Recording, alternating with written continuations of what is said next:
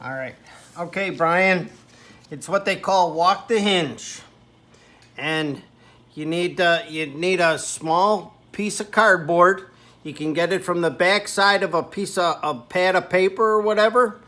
Just make it about maybe 3/8 of an inch wide, but make it just as long as the hinge.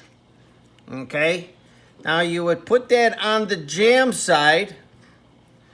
Just loosen up your jamb. Okay? And I don't have my electric one, but I'm going to do it a different way. But I want you to do it on the jamb, but I'm going to do mine on the door. So you know what? Let me just... This man needs some power tools. Let's come down to here. Oh, he doesn't want to stretch. We're not. You have to do all 3 hinges, but I'm going to just show you on the center one. So you take your screws out and you do 1 hinge at a time. So I'm not as fast as I used to be with my hand driver, but we'll get it. Now, you want to make the gap more, so you want the door to move towards the hinge. And by doing that, you will put that little piece of cardboard, as I explained to you, right at the front edge.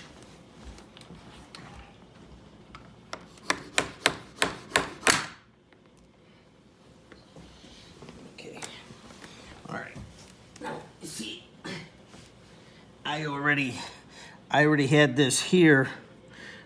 This is my door, and I put it here because I wanted the door to come towards the middle, where you want it to go the other way. So you would put that piece of cardboard here at the front side, and then you would put your... Do it the easy way and put a little spit on there. And then you put that on there. That little bit of spit will hold it. And then put your hinge back on. All right? Could you use something like a couple layers of masking tape? No. It's better off with a piece of cardboard. Something a little solid. Okay. Yes. All right. Now, when you go to put the screws back in, you do the 2, well, on yours, you would do the outer ones first. The outer one, so the hinge bends on that piece of paper. Where I have 4 screws, you have 3. You do the outer ones, which would be towards the outside of the door, and then you put your inner screws, which you'll only have the 1, and then that you'll have to poke through the paper to be able to get that hole. Now you'll have to do all 3 I would start out just doing the 3 hinges on one door and check it to see, but then if you need to, you can always do the other 3 hinges on the other door.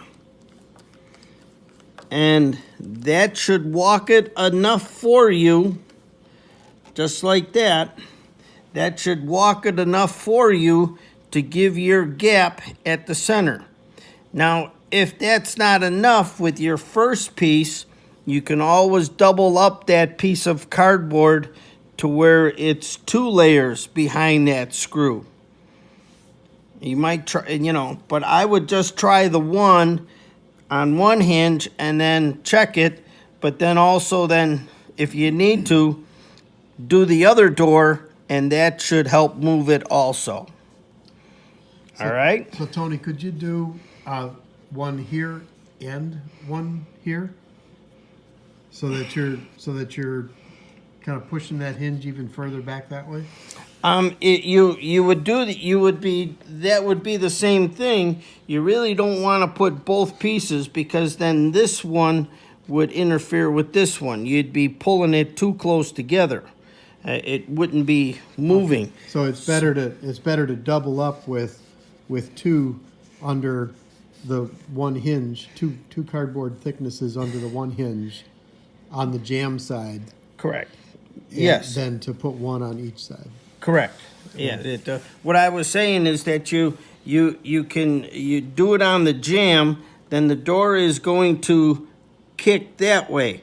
Check it first to see how it works when the doors come together. And then if not, well, then you can always go to your other door and do it the exact same way. Then you're moving both doors away from each other in the center. Okay? Now you want to be on the inside of the hinge. You don't want it out here on the outside, because that'll just make the door even tighter. Yeah, that'll walk it the wrong way. Right. You want to put it on this side of your hinge, and then that will just kick it out that little bit, and the door should give you your margin that you're looking for. Okay? All right, let's see how this works.